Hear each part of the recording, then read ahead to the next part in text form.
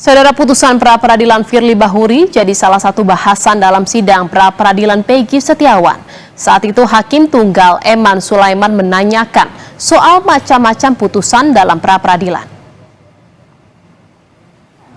Pra-peradilan itu ada berapa macam yang ahli tahu? Izin Yang Mulia, sepengetahuan saya adalah putusan itu dikabulkan dan putusan itu ditolak Yang Mulia. Ada dua aja? Dua, klasifikasinya itu. Terkait dengan putusan gugur, putusan tidak dapat diterima, apakah mengenal seperti itu? Putusan gugur, putusan tidak terima, maka kemudian itu ada indikasinya kaitannya dengan dicabutnya permohonan pra-peradilan, atau kalau yang gugur itu sudah masuk kepada pokok perkaranya Yang Mulia. Tadi saudara mengatakan putusan tidak dapat diterima itu yang dicabut. Putusan tidak dapat terima. Alasannya apa? Alasan ya karena tergantung dari konsekuensinya, kan tergantung dari pihak pemohonnya Yang Mulia.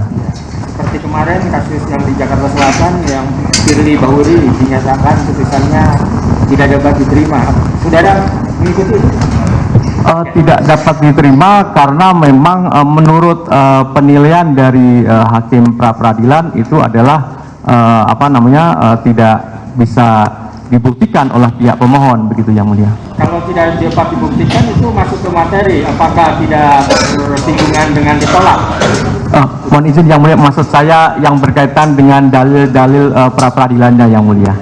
Kalau permohonan itu misalnya mencampur adukan antara materi pra-peradilan dengan materi pokok perkara, apa putusannya?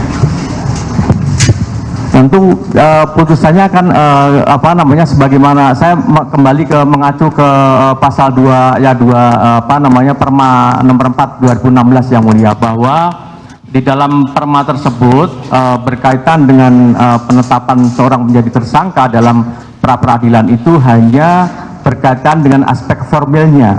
Apakah dalam penetapan tersangka itu sudah memenuhi kualifikasi minimal dua alat bukti tadi ataukah tidak?